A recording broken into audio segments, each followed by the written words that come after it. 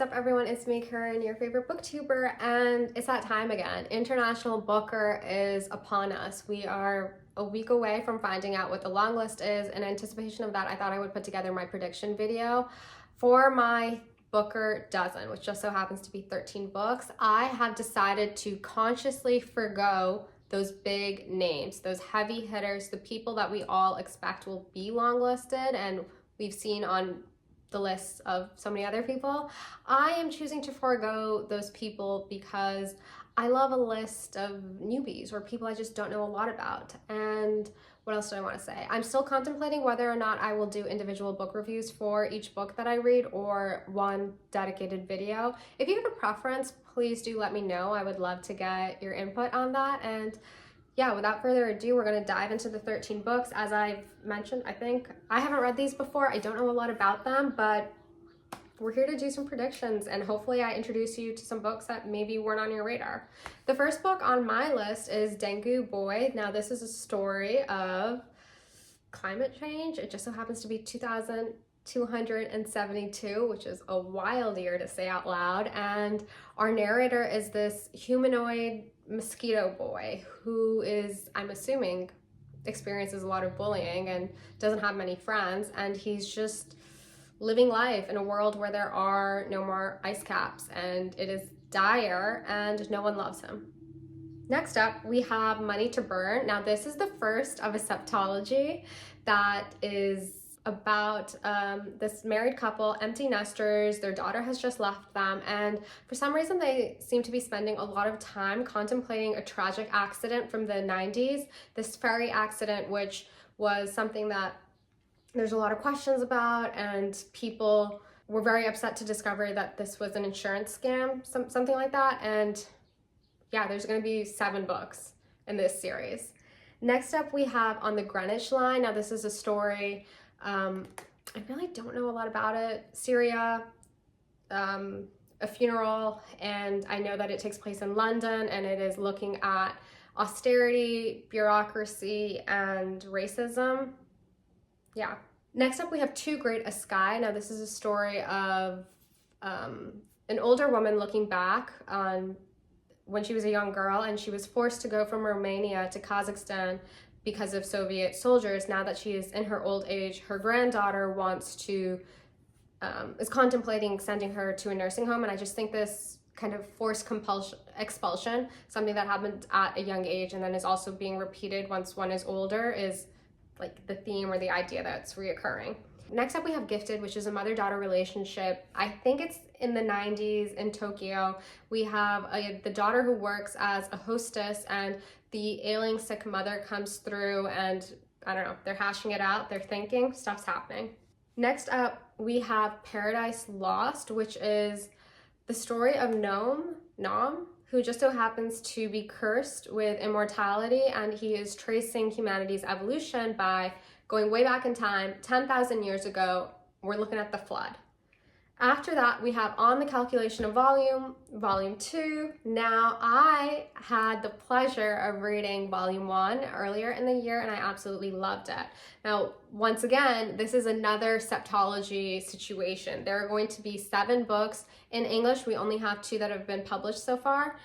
In the first book, this married woman is in Paris for a business trip, and she wakes up and discovers that it is November 18th all over again. And we experience 1 year of that. In book 2, I'm assuming the same thing has happened, because when I finished book 1, spoiler but not, she did not leave November 18th. She is still going through it.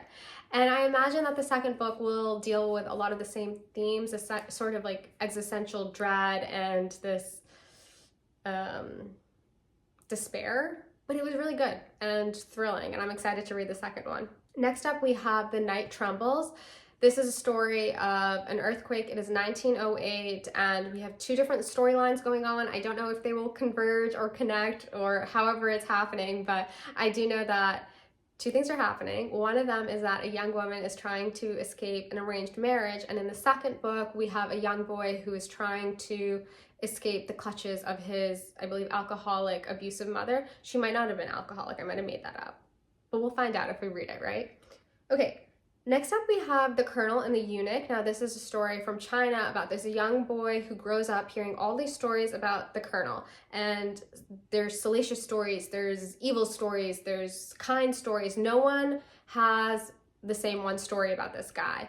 And he's called the Colonel, but I think he's also called the Eunuch. And then when the narrator is in his 40s, somehow he gets to the bottom of everything and discovers the truth about the Colonel. Next up, we have The Colony, which is a story about a woman who escapes her busy city, exhausting lifestyle and goes away to the countryside. And while she is there looking for peace and tranquility, she stumbles upon 7 people who are all obsessed with Sarah, and it's giving strong cult vibes. It seems fun. I don't know. I'm looking forward to that. Next up, we have Queenless. This is post-Soviet Poland, where a woman is grieving the loss of her mother and contemplating that relationship and her life and feeling lost and forlorn. Next up, we have The Naked Eye. Now, this is a story of a young Vietnamese woman who was going to I was going to say Poland, but she's not going to Poland. She's going to Berlin. And she's going there to talk at a conference, reveal a paper, academic stuff.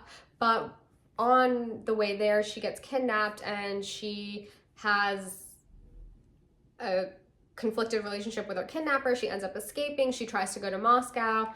That doesn't end up happening. Instead, she ends up in Paris and she's lost. She is adrift. She's penniless and she's living life as much as she can within those circumstances while also being obsessed with a French actress.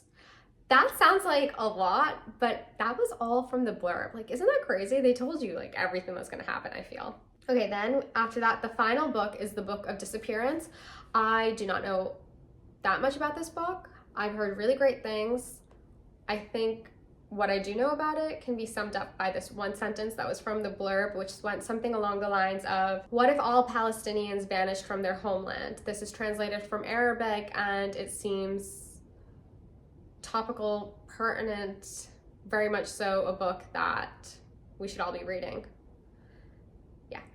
Okay, those are my 13 long-listed books. From what I've pulled, there's themes that I've picked up on. Some of them are a bit much, as in there's a lot of mother-daughter relationships going on, but I feel like we did get a long list like that about 2 to 3 years ago when we had the Book of Mother and a few other of those books.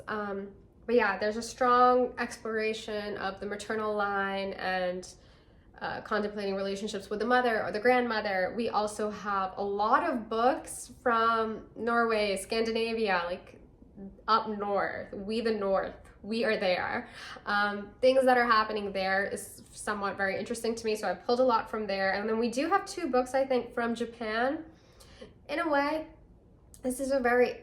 I just coughed. That was I think my long list is very improbable because it does lean heavily to certain regions. Ideally, we would get something very varied and broad, but yeah, who knows what we're gonna get. We'll find out in a couple of days. Anyways, are you going to be reading International Booker? Are you excited? What do you think is going to get long listed? And with that, I will see you in the next video. Bye.